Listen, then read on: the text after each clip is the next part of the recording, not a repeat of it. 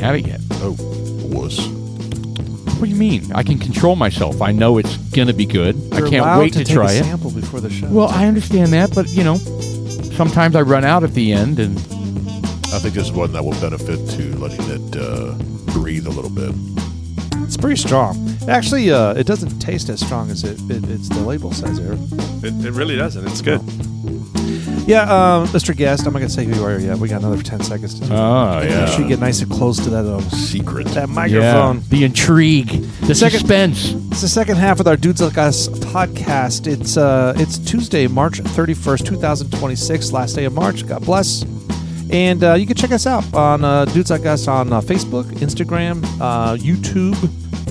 Have we figured out the... It's good. Have we figured out what is the one that starts with R? Rumble. Rumble. Have you figured No, out I that need yet? to get... Actually, I don't even know what their login is. Well, I need to get Paul the login. Because someone had reached out to me. My daughter Emily, she went up to Oklahoma to go visit her boyfriend, and I don't know if it's a boyfriend or not, but whatever, I don't care. And her parents were kind of like, they said something about what does your dad do? He said, he does a little podcast and this and that, and they pull it up on Rumble. And they're kind of like, they ultimately pulled it up on YouTube. I'm just fearful because the Rumble one, it goes back like 2-3 years, It's right? like 3 years ago. Yeah, yes. well, you know what? Look, We were a little raw back you then. belch we had good podcasts back then. But, Mark, to full disclosure here, I mean, we were a little rough. We're still a little rough. And in fact, I love being rough around the edges, but we were a little bit too rough. Sean was a Neanderthal. Now, we were all kind of But we also consumed probably 6 times the amount we do Yes, now. it was ridiculous. Now you pace yourselves. Yes, we we totally learned our did. lesson, put it that way. So we were doing twice this At least with 2 beers. with 2 beers, and it was... It was too over, much. it was over the top. It was It too was much. fun. Not gonna lie. It was unruly for sure. But I mean, we should go back and listen to that stuff and see how bad it really is. I think a lot of it was very honest, but there's we started off we started off this whole dynamic like Friday afternoons hitting a bar or something, and we would go out once a week and just kind of let loose for a couple hours, and someone had mentioned you guys ought to do a podcast because we're so goofy, and we are goofy. Oh my gosh, we're goofy, and with some of our backgrounds, we've got all this equipment, and we just set it up one day. It wasn't like this, but it was like in my office. We had set something up, and we were. It just kind of fanned the flame, and we ultimately came here and set this all up, and we love doing it. We love doing it every single week. We're best friends. We argue. We cuss and fight. I love it. I wouldn't change it for anything, and I'm really happy with the direction that this thing has taken us, where, we're introducing all kinds of people like yourself, which we'll announce in just a second. More suspense, more intrigue. It is. Thank you, Mr. Chuck, as our producer for the Dudes Like Us podcast. I'm Sean. I'm Paul. I'm Jeff. And I'm Mark. And Mr. Mark Hill, our special guest for the second half. And we are sampling another whiskey, and we're a little bit looser on the second half. All right. So, Paul, you were going to ask some questions, right? Yes. Yes, I am. Actually, Paul, I think we were talking Main Street, certain establishment. Oh, yes. And certain beverage or certain... Yeah, we were talking about the Jello shots at Manny's, and because we were kind of like diving down the... Because we'd vote memory for lane. We'd vote for the person with Jello shots outside the polling station. Yeah, That's what it was. Yeah, let's be real. The people that honestly win elections are the people that sit out in the heat, are giving out, beer and Jello shots, and so that's who people vote for. I remember I had just moved to Frisco. And this was 05, or I think it was about 05, and had gone to Manny's back when it was in, I guess, I don't know what original location is, but where it was in 05, where it was a Didi's. where Didi's is well, now. when we moved here, that's where it was at. Yeah, that was in '98, so I think that's the original place. Yeah. right? Yeah. And then I think they sold it to Didi's, and then they turned around and opened up. It kind of took a long time for them to figure out what the heck's going down. And then the Goucher's bought the whole naming rights and moved it over to where Haystack is now. Right. Catty corner from the rail yard. Exactly. Correct. Okay. Anyway, go ahead. So, I'm from San Antonio, Texas. Grew up on Tex-Mex, Okay. Mexican food. Oh, yeah. Great sure. food. San Antonio's got some of the best food. Did your mom cook? Yes, she did. That's not very convincing. So No, she's well, not the person that's Yeah. she's not going to whip out the famous enchiladas on That's not a Christmas ringing dinner, right? endorsement. Well, Mr. Candidate. she's probably not going to be listening to this podcast. So, Well, but no, we'll find her. We'll send her a link. So you're in a little bit of trouble right now. well, San Antonio's got so much good food. Yes. So, and she would agree with me on that. But no, you have Tex-Mex and you have great food down there. You come up here and I'm here, I don't know, less than a year or however long it was. And you're searching for good restaurants. Now we're back in 2005, right? So you don't have not quite as many. And, and La Hacienda, and that's about it. yeah. And Hooters. And Hooters. Yeah. And Gulf Shore at the time, I believe. A Gulf It's Shore? where Tenders is now. It's a seafood joint. Oh. Interesting. I And remember then it that. was Italian. Yeah, it was an Italian place when I remember it. Yeah. Yeah, it's been so many different things. We had Double Dip on Main Street. Double Dip on Main Street. So I remember we went to Manny's and I was like, and the parents came up San Antonio. And so I said, there's a Mexican place up here, a Tex-Mex place up here. Let's go check it out. It'd be kind of remind you of home. And it kind of, because Frisco to my family in San Antonio and to most people back then was essentially the Oklahoma border. Oh, yeah, for sure. Right. And I certainly thought it was when I was driving up, like you all mentioned earlier about, the tollway ending and all this kind of stuff. Oh, yeah. Mm-hmm. So I took him to Manny's, and I'll never forget. It was my introduction to Jello shots at a restaurant. And Welcome to Frisco. Right? It's like the oddest. I found it to be the most odd combination. Here you are, having Mexican food. It was good food. Was it tequila Jello shots? Well, you've at never least? been It was all these different colored Jello. I guess it probably was tequila. Probably shots. was tequila. You never Yeah. been to Cabo then, I guess. Well, that's fair point. Or Cozumel. And maybe that's what the inspiration was. But when you grow up in San Antonio, let me just put it this way: you don't get Jello shots in Mexican restaurants in San No. Antonio. Right. Margaritas, right? it is interesting. I didn't grow up with Jello shots, but I've been exposed to it. My friends, Paul, kind of your family kind of sparked up Jello shots on one of the many celebrations we've His had wife at your makes house. like 10 gross of them. Oh my gosh! And the thing is that there's not a whole lot of liquor in there or whatever the heck is in there. Because I remember one, I tested it. I eat like 15 of them, and I was like, "This isn't gonna get me drunk at all. This is crazy." you even put anything in them? And then here I am. Sean's been in the hot tub for like 6 hours. He's get out of What happened to him? No, I'm not paying in here. I promise. No. I'm pretty sure my parents were like, this is the restaurants here, huh? So you just enjoying your Mexican food, and all of a sudden the tray comes up with this rainbow tray full of Jello shots, and you're like, Interesting. Awesome, isn't it? They are refreshing though. It was refreshing. So you grew up in San Antonio. Yep. Like start to finish, like high school, elementary, high school, all the above. My whole life. So what are sports? some of your fondest childhood memories growing up in San Antonio? If you live in San Antonio, you love the Spurs. Yeah. Okay. The Memorial Day Miracle, yeah? Am I right? David Robinson, Oh, right? Sean Elliott. Yes, That's sir. Sean Elliott. That's it. That's Sean Elliott. David Robinson. David Robinson. I grew up before David Robinson, but yeah, the Admiral's pretty awesome. Mm-hmm. They've had a string of them. Duncan Iceman, and Gervin, and I yeah. was So gonna say, when I was young, it was finger Gervin. Yes. Yep. Frank Rakowski. Yep. Wow, look at you Wow. throwing out some old shit God, over yeah. there. Oh, yeah. What's going on? 1980. San Antonio. Nice. Yeah. So Hemisphere Arena. Yeah. Oh, yeah. Yeah. We had obstructed view with the pillars in front of us. Dad, you couldn't have sprung for $5 more on a ticket? No, these are cheap. But you when I was younger, it was the Spurs and it was the Oilers. The Houston Oilers. Yes. The Houston Oilers. Well, that was a great divide. Yeah. I mean, half of San Antonio was for Dallas and half of I was going to say, I thought the Cowboys were big down And in San Warren Antonio. Oh, they're big everywhere. Yeah, well, they've probably become much bigger when the Houston Oilers were gone. I mean, It's true. but back when I was younger, the Houston Oilers, Warren Moon, remember those Yeah. days? Oh, yeah. Oh, yeah. Absolutely. Mike Rozier. Mm-hmm. Yeah. And the Earl Astros, Campbell. Houston Astros. And Astros, so Houston. when you're in San Antonio, those are the kind of teams that you Gravitate. You gravitate yeah. You towards. know the Astros used to be in the National League? Of course. Because they used to be in the... That's recently. That's Cincinnati. Yes. Cincinnati. Yeah, about the last, decade maybe? Or Yeah. Maybe Yeah. before that. They used to be in the- I wasn't sure how I felt about that when they moved from National to American. Yeah, they I used was to like, be that's in the... crazy. Well, I'm from they used to Cincinnati. They used so to also not play the Rangers ever. yeah. Which was cool that they do now. Yeah. Yeah, Yeah. they do now. Yeah, I'd they- watch them all the time because I'm a Reds fan from Cincinnati, Mm. so they were in the same division. That's how I knew that. And I was like, why aren't we playing the Astros anymore? Right. Oh, shit, they're in the American League. So you're a baseball fan. They're in that stupid... 10 years later, what happened to the Astros? Yeah, they're in that stupid designated hitter league. I went to my first. I went to my that. first game in Wrigley this year. Oh, that's fine. Oh, very cool. Yeah, I've been to games there. That's a cool stadium. I took the Aggies played Notre Dame up in South Bend this fall in August. I Okay. think it was August or September. That's a baseball game? No, the Aggies played at Notre Dame football In Right. Wrigley. Yeah. in South Bend, the one- which the is one they close to won last Chicago. second. South Yeah. Bend. Sorry. Oh, so when Yeah. you're up there, he was in the yeah. area. Yeah. Gotcha. Nice. It's only like an hour and a half away. So when we were going to go to the game, we were like, well, let's catch a Cubs game. And Wrigley was really fun. Yeah, it's a It fun, was fun really stadium. a fun stadium. Yeah. All right. Really- None of y'all know this. I have great aunts that are nuns at Notre Dame. Oh, wow. Yeah. Are they still alive? Oh, there were 3 of them, and I think They've got like I think bronze there's one now. yardsticks. yeah, touchdown Jesus and everything. Yeah, Wow. Did they Wow. know? Did they know Rudy? they knew Rudy. Yeah, Rudy Ritter. Yeah. South Bend's a cool place. Yep.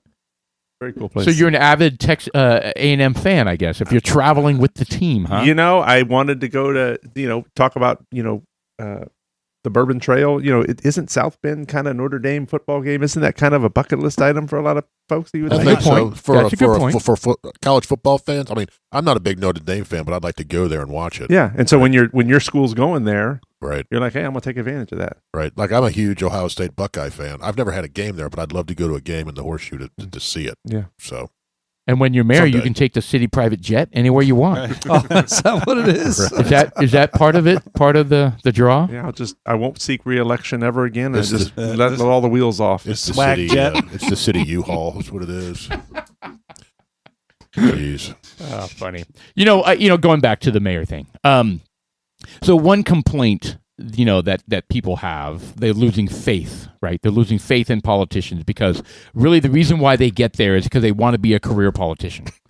And they're not really there for their constituents. I mean, yes, they got to say and do all the things that get them voted, and they say whatever it takes to get them voted. But people kind of feel like, really they're in it for themselves, right? Yeah, I think it's a product of the fact that we talked about this earlier. This is a non-paying gig. Right. You get a stipend, and so you have to ask yourself, why would you do this? What's your motivation? for 10? Look, I'm going to go do this for a term or two, and I'm going to move on. And I tell people all the time, I'm not afraid to say it. I don't need this. Right. And do I want it? I want it. Yes, that's true. I want it. But I don't need it. And you have to wonder why someone would. There is an aspect of service. I get the argument that you want to serve your community. Yeah. But you can do that in a lot of ways. I think owning a business and employing people in your city is a great way to serve your community. Sure. Or nonprofits in the city. Yeah, I mean, exactly. there's endless. Exactly. And so, there's just a different, I guess, perspective on that. But yeah,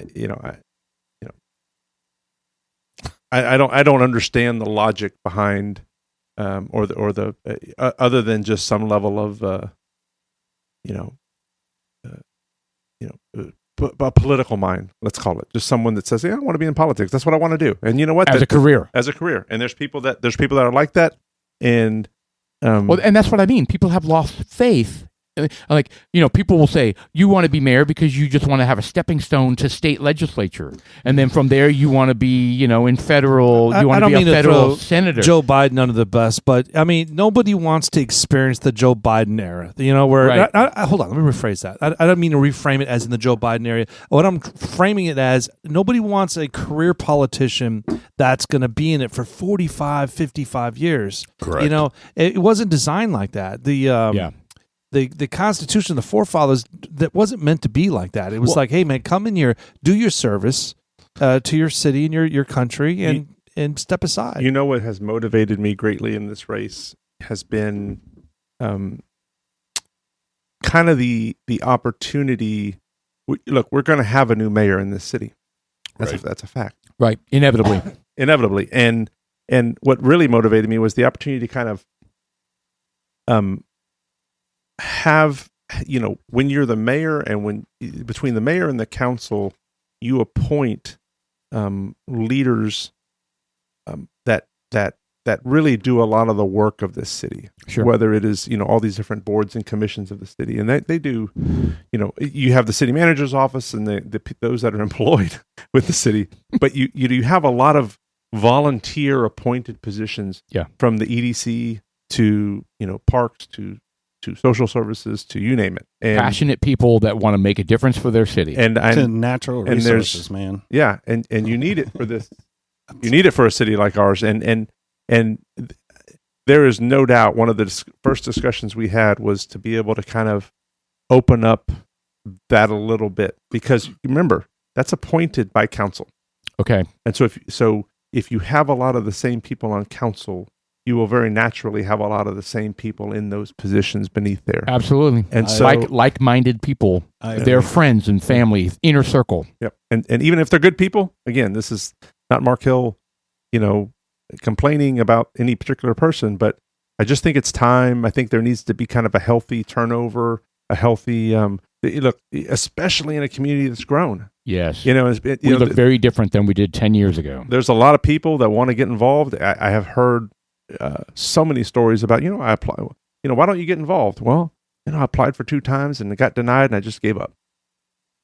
And that's just a volunteer position. It's a volunteer, but appointed by council. And So how would you open that up, well, so to speak? you have different people making those appointments. Why not? Oh, so is there a way to make it not an appointment? Not that I'm aware of. I mean, You mean like getting elected in?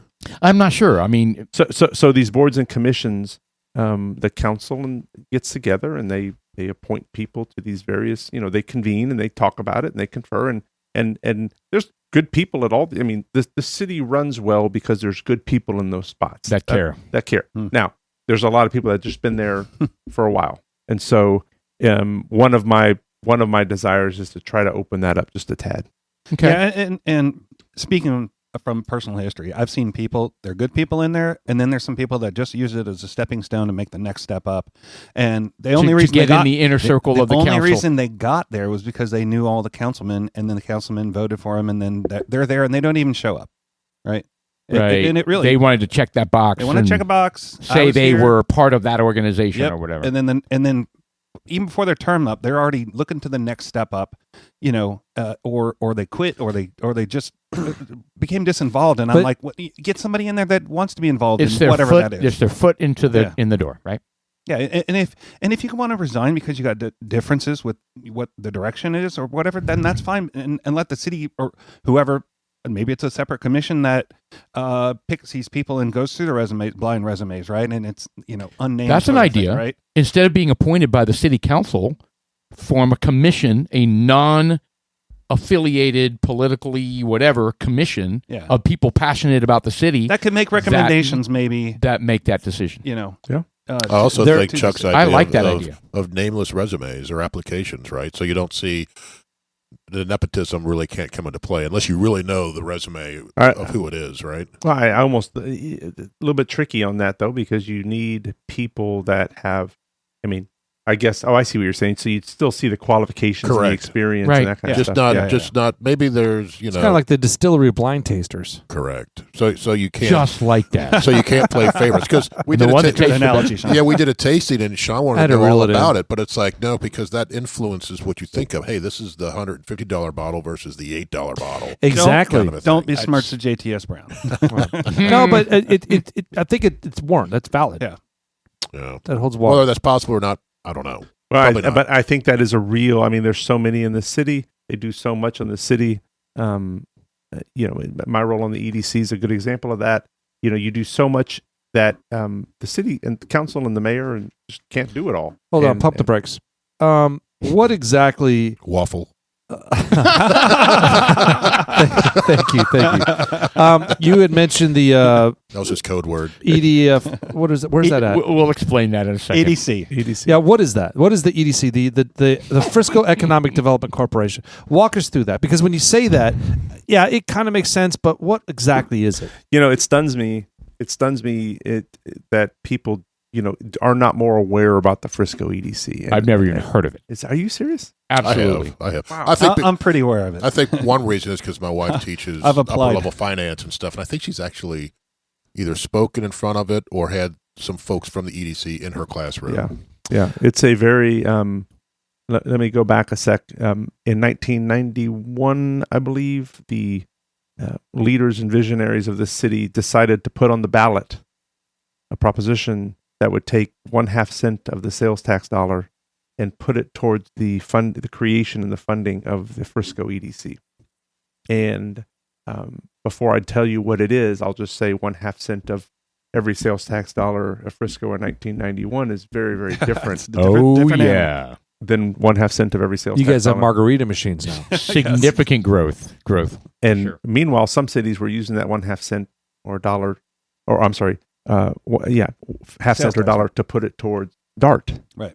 At the same time, and we see how that's panning out for a lot of cities. Yeah. Right. And so, backing away now. but that notwithstanding, Frisco was way ahead of its time. In fact, the EDC form that we have is not authorized anymore, and Right. so Same with the TERS for the that's- city ISD. That's correct. The mall money that goes to the ISD. But the EDC is essentially the unit of the city or a committee within the city that is responsible for attracting and incentivizing businesses to relocate to the city of Frisco. Right. And They do an amazing job of it's that. been an amazing job, and our tax rates are lower relative to our neighbors. I would argue to you primarily because of the EDC. Gotta be. And you mean Allen, McKinney. I mean, I remember my wife and I were looking for a home, and we had put earnest money down on a lot in Allen. And then I realized pretty much the same size lot, same house, almost the same builder, but Frisco was a whole percentage point lower. Yeah, serving on the school board, you learn a lot about finances and taxes. And one thing I can tell you is you really have to understand, why we pay higher taxes and the reasoning for that. And it's not hard. I mean, the Frisco ISD tax rate has gone down over the last numerous years. The city of Frisco rate has been stable, has not gone up in numerous years. That's a fact. That's big. These are facts that no one, despite what might be in the social media narrative, these are just facts. Now, what has gone up is our property value assessments, Right. which is obviously not a city-controlled thing, and so we are paying higher taxes in many cases, but none of that is because our tax rates for our ISD or our city have gone up. Just to be clear, and So say that again. So home values, the assessed value of our homes that have skyrocketed, correct. is not controlled by the city. That's correct. It's Well, how controlled. would it be? It's controlled by the market. It's controlled. No, well, no. the value is, but then the assessment. The assessed value is controlled by the state. Oh, well controlled by your district, right? by your district. Yeah. There's appraisal districts. Collin or count- County. but it's Collin- still a appraisal district. state It's a state function, function. and there's appraisals at the And there's no influence from the city on that state district? Nope. None. None. Well, the city has no role, just like the school district has no role in what your home is assessed at. You're appraised. And they get none of that money as part of that Oh, assessment they get either. they get money. Yeah, they get. Oh, they do. Yeah, So they don't complain. it's a at all. there's a funding formula mechanism which there's no way I can tell you this evening. I've been, Sure. I've been but- through it. It's ridiculous. There is a funding mechanism. To answer your question, it goes to Austin then back up. So it's not a direct line, allocated. which is a whole nother discussion. But that notwithstanding, Gerrymandered. you've heard of Robin Hood and all those Yeah, things. Robin Hood. Oh, yeah. And so there is but yes, the home values in Frisco have gone up, and that in turn has raised taxes on homeowners in Frisco by that metric alone. And the tax rates of the ISD and the city have not gone up in numerous years, and that has not been the reason for any kind of uptick, just to be clear. Okay. And that's the message you have to kind of communicate. Yeah. But you also have to communicate to people that, look, we understand. And I mean, I'm a homeowner here. Yeah. I feel it just like y'all. Or Get your homestead. Get Yep. get every. Yeah, but chance I'm you- just wondering, yeah. who is controlling the valuations of these appraisals? Well, the that they're appraisal putting out district. there? Yeah, the Collin County appraisal. Yeah, but- appraisal district, but they look at the market, I believe, look at the right? market, So they yeah. see, okay, in your neighborhood, comp sales. 6 houses have sold for this value. Yeah, I don't think I don't. I understand what you're saying, And it may be right, but I still think it's wrong. I mean, because they get it wrong all the time. There are people that have to go and contest it. So my question is, how do you get someone in there that actually knows how to do a valuation on a home, a residential home? Because I'm thinking they're just plugging into CoreLogic or something like that and just spits out and regurgitates a number. Well, what if we zoomed out even and said, well, why should we have to pay taxes infinitum on a property that we buy? Correct. At some point, there are people that I think would support that. I would support that. I would too. If I pay my house off, why can you still take it from me? And then the counter argument to that, which is we have to fund a lot of things in this state. Whether it's school districts, whether it's city social programs, basic things. And so where does that balance fall? I don't, that's that, I think if anybody had that answer. And I even go back to, well, I paid this much for my house. You're making me pay taxes on this value that I'm not going to realize until I sell the house. Yeah. So why am I paying taxes on an unrealized gain? Capital gains up front. I should pay, at least in my opinion, I bought my house for this much. That's what my taxes are based on, instead of the perceived value of what but it is you know today. why. I mean, that's an opportunity for them to get more money into the state coffers, and so they're going to jump on it. I would also say, though, and this is, we don't have to talk too much about this, but it invites the question, well, if you don't assess property taxes, are you inviting a discussion over income tax, a state income tax? To fund state for revenue. In other words, revenues. if you tinker with that, state tax coming back, or income tax may get flipped. or different types of VAT or sales tax or things of that nature. Well, there's alternatives. They're going to get their money one way or another. Well, there's discussion that property tax they're trying to eliminate, whether that happens or not. But there's a $30+ billion surplus. So correct. So there's a lot of funds there to do something with that. So Right. I think that Governor Abbott's talked about that, and we're about a year away, so we'll see what happens. Yeah, But we have We're going to open up more vape shops. right? But we have debt. This state does have debt. No. Why not pay it down? Well, or I mean, we don't have the debt that blue states do, like California and Illinois, but we've got debt. If we've got a surplus, why not pay it down? I don't understand. why not reduce your property taxes? Right, that too. I'd rather get the property taxes. But would that impact the school district tax? Would that?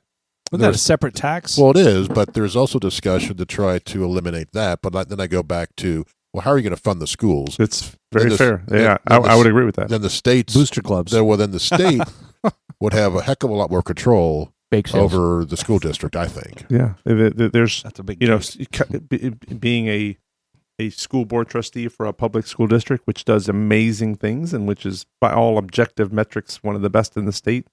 That is a very high concern for sure. And so there is no doubt that tinkering with property taxes is probably needed, especially with our values and how much we're paying on taxes, infinitum, like I said earlier. But caring for a public school system, which, by the way, is in our Texas Constitution, which y'all probably know or may not know, but it's providing for that free education to residents of Texas is protected, and it's something that has proven to be very. I mean, to this day, I don't know what the percentage is, but it's a majority of people move to Frisco because of this school district. Yeah. Oh yeah. But And part of quality of schools, yeah. But some of the expenses that bug me are like, all right, well, look, I get it, but why are we dropping $100 million on a football stadium? Yeah, we're not. I heard you say that in last podcast or something. Now, I heard y'all talk- we are not. Yeah. We're not. Yeah. But I mean, it's happening, is what I'm saying. in other districts, it is. It's in Allen. It's happening. You get these crazy contractors. We're not, but it's gonna happen. Eventually. So it's just like, how do you control that? Well, I think we got around it by getting the Dallas Cowboys to build the Star. That's right. That's how it happens. That's how we got around it. That project is the envy of Absolutely. every other district we have the I know Dallas of. Cowboys training facility. And I in our think, city. and it was a half of what some of these others are being built for. Yeah. And we have a domed high school stadium. So How many have that? right, and I can't stand But they watching don't high serve school beer. football there. I'll be honest, I can't stand watching high school football there. I love Memorial Stadium. Yeah. It was old feel, Friday night lights. Yeah.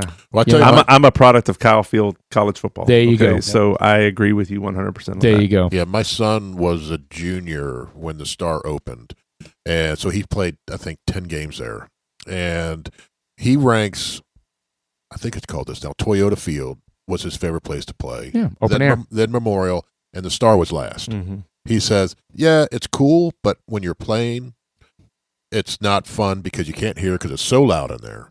The bands are playing, everyone's screaming. He goes, you can't hear. And he was a big lineman, so he had to listen to the quarterback. He's like, yeah, that's my least favorite place to play. And it's a tiny crowd because it's a giant venue. What is? Does that make sense? Yeah, I think it's awesome. It always looks like there's hardly anybody there right. Get to compared to Now, Memorial. on nice weather, I would prefer to be outside. But if it's raining or shitty or cold weather, give me the Star every day. What a pansy. Yeah. You know. We need tough people in Frisco. Oh, really? That's right. Yeah, Jeff. Sorry. All right, let me get back to another question I have. All right, so another criticism that people have about politicians is that they won't tackle the tough issue because it's not polling well. They're not going to get reelected, so they kick the issue down the road. Yeah, I've never done a poll. I don't really, one of the beauties of not being a tenured politician and being someone here that just has a family and runs a business is, I don't know how else to explain it other than I couldn't tell you how anything polls or how anything is Right. motivated in that regard. I mean, there's Okay. no doubt that we live in a community, Frisco particularly, where you definitely get ample supplies of input, and Right. opinions, and which is not a bad thing as long as it's somewhat constructive. Yeah. And I always tell people, if you've got a problem, you better be packing a solution. And I think that's just Or at least have some ideas. have some ideas, have some proposed solutions, and have there's always going to be issues. There's always going to be things. I don't. I try to go in with a pretty clean slate, not just as to the particular issue, but also with how does the council feel about it? And remember, my job as the mayor, Yep. is to kind of figure out where these six folks, have some common thinking and try to achieve a result out of that. That is a thing that we as a city can really use, I think, right about now.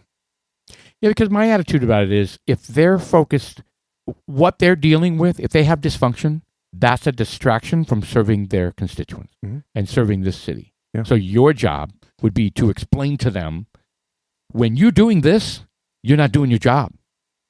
Right? Yeah, and I think you have to do that in a way, though, that Isn't alienating. that's right.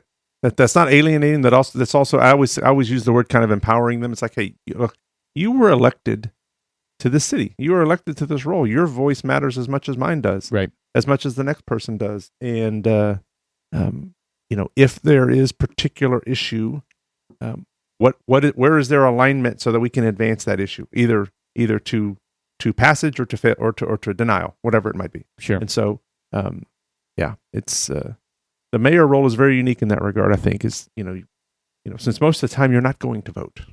Right. So a follow-up. So the kick the can down the road type of issues, I know it applies more at the state level and definitely at the federal level. Do we have any kick the can down the road issues in Frisco that is a huge risk that you think is not being addressed? So that's two-part. I mean, there's kick the can issues going on right now. You hear about this animal shelter or facility. That's one. No, I don't. Sorry. Okay, well, What's this about? that is one of the issues that's come before council that's kind of getting kicked down the road. Is do we want to get into an animal shelter facility of some kind at all, considering there's a county one? And so that's a much longer debate. However, what we've kind of seen with that is some level of kind of kicking the can down the road. And we've seen it also with various projects or developments that come. And so whenever there's disagreement, look, and kick the can down the road can also be, hey, let's be a little bit more deliberate about this. Right. Like I saw that firsthand with Staley. We talked about Staley earlier. Right.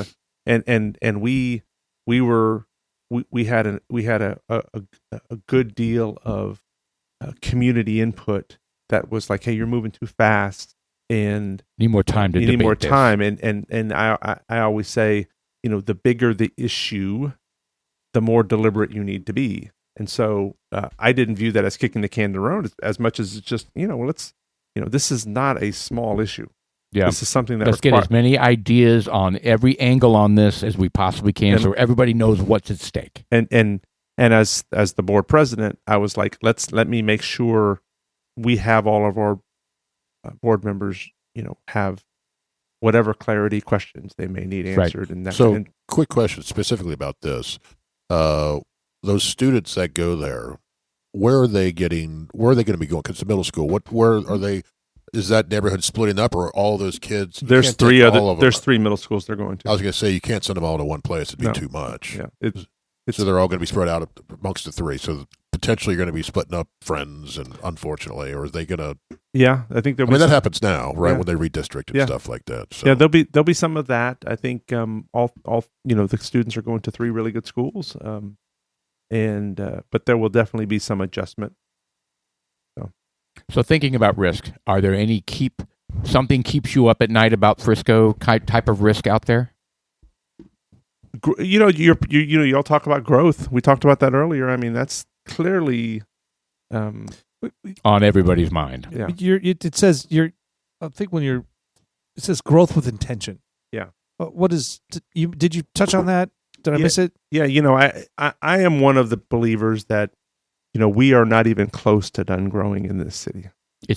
We have the land for it. That's part of the problem. So the benefit and problem. It is a fact that we have 85-90% of our land built, but we are in relatively not beginning stages, but we are in the heart of economic growth, and the EDC role I mentioned a little bit earlier gives me a very there's 7 directors on the EDC, and we deal with a stack of companies looking to move here every month. Really? Oh yeah, and what a wonderful problem to have. I can tell you all, I'm not aware of a time in this city where there are more good businesses looking to come here than right now. But you get to cherry pick these. Yes, that's because a lot of these companies, look, they're not as desired as some of the others.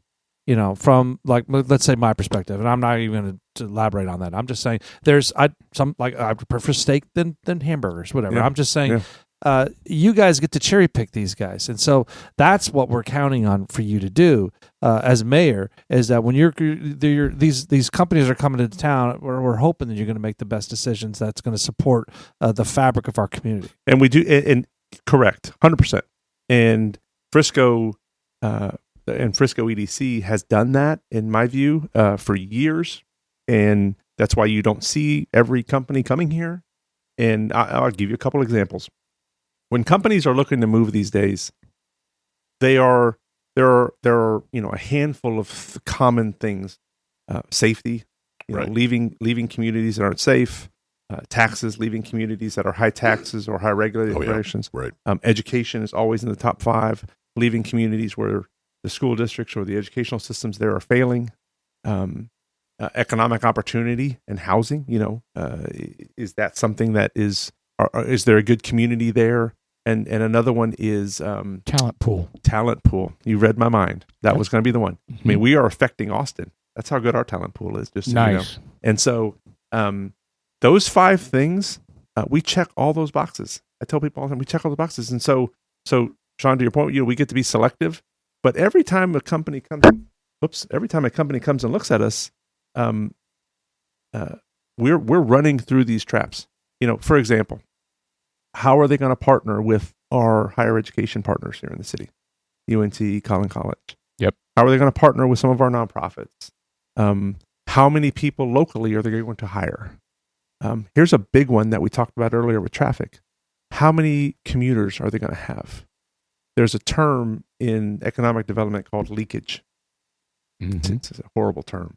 Yeah, it is kind of gross, isn't it? Sean has it all the yeah, time. Sean talks about leakage a lot. Various bodily fluids, but we don't have to talk about that. Yes. But if you want to help solve is not the correct word.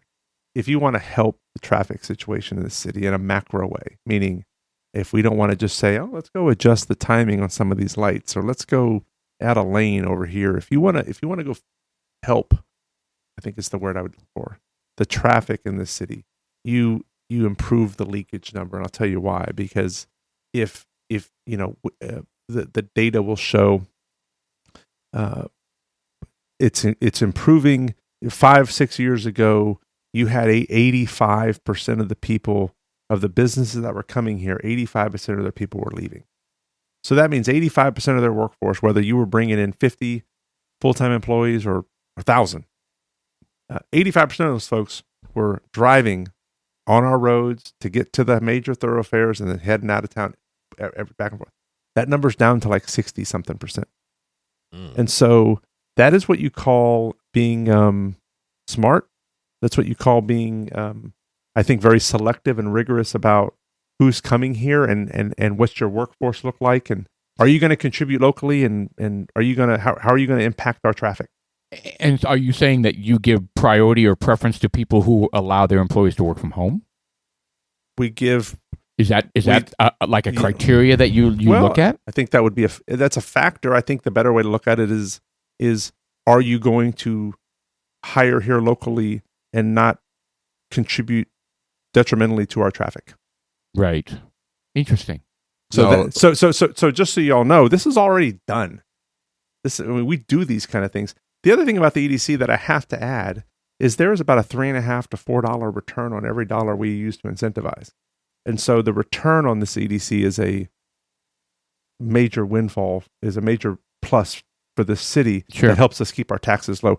Just remember this: taxes, our homeowner taxes are it's a binary thing. It's coming from one of two places. It's coming from us here in our homes, like we're here right now, we're paying taxes on it, or it's coming from commercial development. Right. Yeah. And if that economic development slows down, if I'm not there, someone else is going to be asking you. We're going to get it from someplace. Yeah, the money's going to have to come in from somewhere. That's right. So what level of business? Like Sean was kind of alluding to, the type of businesses that you guys are allowing in or saying yes, it's okay. Are we talking corporate headquarter level? Right. I mean, there's only certain buildings that can handle that. But no more batteries are going to pollute the waterways. Goodness. No. Right. Oh, that's a mess. Nightmare. No, but they're cleaning it up. Yeah, they're working on it. That's probably a 100-year plan, right? No, it's happening like now. Cool. Yeah. But you see what I'm asking? Yeah. Like is it all the way down to the little donut shop that opened up on that corner, or is it like? I always tell people, if you are, the answer is probably all. As the EDC does not handle all of them. The EDC handles kind of like you mentioned, the big ones, the bigger ones. Yeah. But the city itself. Here's how I answer that, because this is how I relate to it. If I was opening a donut shop, or if I was opening any kind of business that was growing, would I be doing that in Seattle right now or Chicago right now? If I had a company that I had 20 people at and I wanted to turn it into 40, I'm finding a place that I can do that. First of all, your employees are probably telling you, I don't like having my kids go to the school here. Get me out of San Francisco, like Twitter. And so that is real impact. That is reality happening right now. And a lot of these other communities are not learning. Yeah, they're not changing. Right. And so, Austin's grabbing a bunch of big transfer headquarters from California and from the East Coast. We're not getting big headquarter transfers, are we? I think it's we have some of them. Yeah. Austin has a very entrenched talent pool. They have they're losing. They're not getting them like they used to. Okay. Austin has a lot of governmental issues, as y'all probably know. Yeah, and they're recreating the same problem they had out in California. Yeah. So we are creating. We have a good talent pool here. As long as us here at at the stable are living here, we're going to have so much development and growth. I use the word growth because that's what it is. Yeah. That we're not going to know what to do with it. We just got to be smart about it. To your point, we got to make sure we continue to be rigorous about it. We have a lot of smart people making those decisions. It has proven to be. Listen, Other cities don't have our tax rate. Other cities have raised taxes. I know. They don't have the development, and once you lose that, once you take that foot off that pedal, it's very hard to get back. Right. And then it's got to come from you and I. Right. Well, while you're here and I can twist your ear, I love parks, and I'm so looking forward. Speaking of the Exide battery plant, Grand Park is going to start construction here this year, and first phase will be open probably in a year or two. Mhm. And there's 4 phases, and I can't wait. And I'm looking forward to that. Tell me your thoughts on parks and where do you see us in the next 10, 20 years? The city has been very intentional about having parks and open space in its communities and its neighborhoods in recent years. And depending on where you lived in the city, some of the older communities don't have that. And now we're doing a better job at these larger parks. And you mentioned Grand Park. Another one I would talk about. We just opened Kaleidoscope Park in Hall Park. Mhm. Yep. Which is a really cool space. Grand Park's going to be huge. We have Firefly Park. Have you all looked into that one up north? No. Have not. So on the northern, the northwest corner of Frisco, where that Cinemark Cut is, that movie theater right off the tollway, just south of 380. At 380. Yep. So directly behind that, just west of that, there is a 200 and something acre Wow. park. Park? Frisco Park. That's where we had Salt Midway, Oh my God. by the way. Is it Okay, really? That is so not necessary. So there is a massive park coming there, Unprovoked attack. and it's only about a year or two away from You Going said live? It's by Cut. It's behind Cut. Yeah, Behind Cut. 200 acres. it's Okay, so it's over just by west the, of Cut. over by the fields and the PGA. Right. Oh yeah. So you see that that green land. green Actually, land. that's actually a coming to life right Oh, there. fantastic. Oh, wow. That's all going to be a park. That's huge.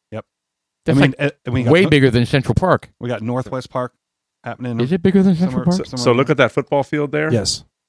and then compare it to the size of Firefly. Firefly's there. It's big. Monarch's there. Monarch's fantastic. How big is Central Park in New York? How many acres is that? Do we know? 800. It's 800, and our Grand Park's going to be 1,000. Bitch. And Firefly is, I think, 220 roughly. Amazing. Somewhere in that ballpark. Well, that's exciting. And it's going to be great. And there's going to be, restaurants and a lot of just open space. And there's water features there. And the developers there are, I got to have a tour of it within the last month. Is it going to be like the San Antonio Riverwalk? There is going to be a restaurant kind of feel on some of it. They have kind of a strand that runs along the north side of the park. But here's what's going to be cool about it. Amazing. Some of those restaurants are going to have front and back entrances, so the patio is onto the park. Nice. The back patio is park facing, but you enter the restaurant through the front side, and so it's meant to be like a Katy Trail.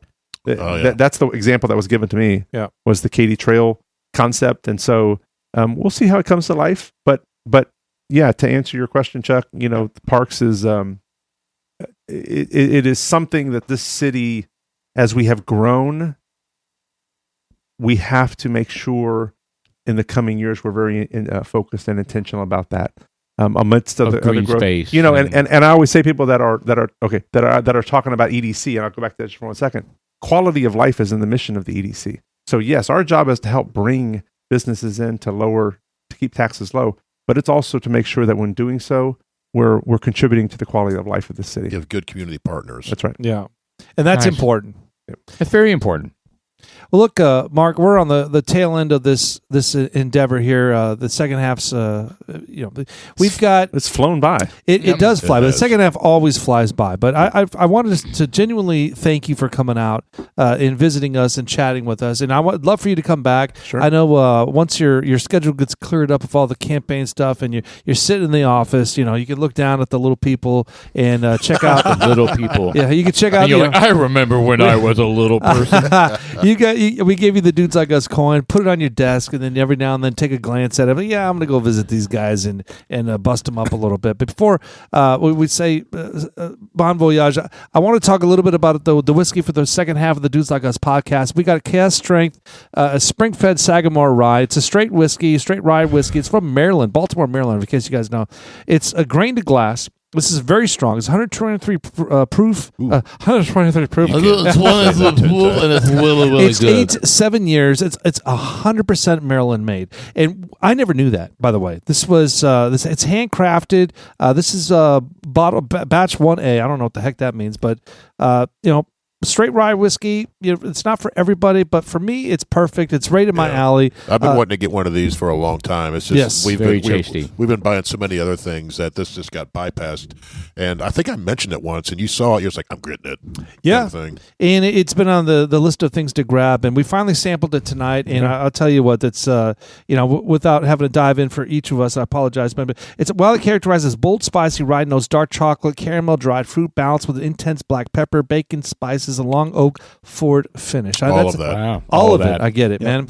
I'm So enjoying this is what the hell we're out talking of it. about in terms of richness. Well, let me, before we totally close, I know we got to rush here, but I just want to say, y'all have a very unique, and I think needed type program here. Honestly, I mean, all of my friends, like I said, start off, we have some great friends that drink bourbon, and a lot of us are probably starved for content, starved for things that we want to listen to and talk about. Well, we talk and so about I think weird things. I mean, you can see the troubleshoot board. We bounce everywhere. We just shoot the shit, right? Well, and I'll tell you, we have a Super Bowl party, or we have whatever, and everybody's bringing a different bourbon. Oh, yeah. It reminds me a lot of y'all, and Cool. I appreciate what y'all do. Excellent. Thank Cool, you. thank you. And I do have one final mayoral type question. I know we're running out of time. And this one I actually debated, should this be an off the record question? I don't know. But you can decide. Okay. So there's some restrictions. Oh boy. There's some restrictions. You talk about nipple tassels again? No. Okay. There's some restrictions that the city puts on homeowners that are, make some people really, really upset. Like my wife. She wants a potbelly pig. Oh, wow. What? The hot topic. Wow. Yes. No, this is on the minds of, Is that I a think, thing? Fastballs are I coming. think 99% of Friscoians probably want a potbelly pig. So I mean, can you have chickens? You can have chickens. but no potbelly pigs. Yes. Can I make you a commitment that once I get elected, Oh boy. Your dogs would eat the pig. I told her that. I told her that, Jeff. He would have bacon. so And whatever's left, I'll make. Trump And you'll help me cure it. Yeah, carrot, make a ham out of it. All right. here's my commitment. Here we go. Once we get elected, I will try to build consensus amongst this council. He's going to build a mechanism just for that. Just Yes. to field it. My first order of mayor is a parade for myself. Yeah. Second, we're having potbelly pigs. Yep. All right, cool. Put together. I will see what level of interest there is in it, but I will give Why- that why I will give that the college try. Let's say. I Why really- exactly can you not have one? There is an ordinance that you can't have So a potbelly pig. what is a pot-bellied pig It's versus those little a miniature pig? pigs. Well, they get pretty big, though. And quite honestly, I don't want one, and I'm very thankful that the ordinance is in place because I tell my wife, "Honey, we can't have a pig." And by the way, I think the dogs would eat it. But anyway, I just wanted to throw that zinger out They there. almost ate because- each other. I'm glad that was on the record. Just for what it's How much worth. time we got there, on Chuck? the record, yes, and I'm glad. I like your stance on it. Chuck, how much time we got? Zero. Just Zero. All right. We got no music Just playing? put together. Yeah, it'll be here. Put together a blue ribbon panel. Oh, it's over here. I'll get to it when I want to. To investigate the potbelly pig problem in Frisco and Yes. address it. Oh, Right? 10 years from now, there's going to be rampant potbelly pigs everywhere. I know. They'll be start like, all caused by damn Mark Hill. One of my questions is, what am I doing my first 90 days? Now I have to add that to my Yeah, response. Please definitely, definitely. The last thing they want, Paul, his wife is the whole family. I mean, Paul's the kind of guys. Paul has a pet dog, and unfortunately, something bad happened to him. The dog. And Paul's like, "Hey, let's go get another dog to replace it." All right, they go to the vet, and they were like, "Let's get this dog." With it, it's like between a dog that has one eye or a dog that has 3 legs. So Paul's like, he's like, let's get the dog with one eye, and we'll just bring the dog home. The dog comes home, right?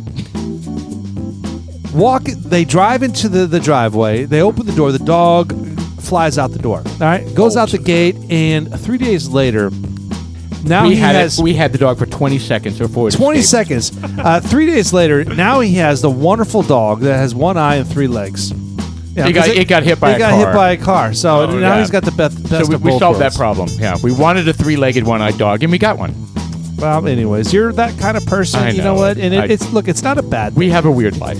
There has to be people out there that are passionate enough to pick up the slack of others because, not the 3-legged dogs aren't for everybody. God bless. That's why I'm running for this race. So. Well, cheers, buddy. For Thank the you very much. 3-legged, one-eyed dog owners. It's wonderful meeting you. Thank Yes, you, sir. Thank cheers. you, guys. Second half of the Dudes Like Us podcast. Chuck, stay on point. Thank you, sir, as usual. It's the Tuesday, March 31st. What do we got up here? MarkHill4Mayor.com. The number 4. Say The what? number 4. Yeah, I'll say yeah. Mark Hill, the number 4 mayor. Numeral .com. 4. Mark Hill, numeral 4mayor.com. And is there a hashtag in there? I try hashtagging you on My hashtag's Unite Frisco, as you all know. Oh, United very Frisco. nice. Very nice. Very nice. super excited about you coming on here. Thank you very much. Thank you, sir. Thank All you, right, guys. Dudes Like Us, I'm Sean. Keep it up. I'm Paul. And I'm Jeff. And I'm Mark. There you go. Mayoral candidate Mark Hill. Yep.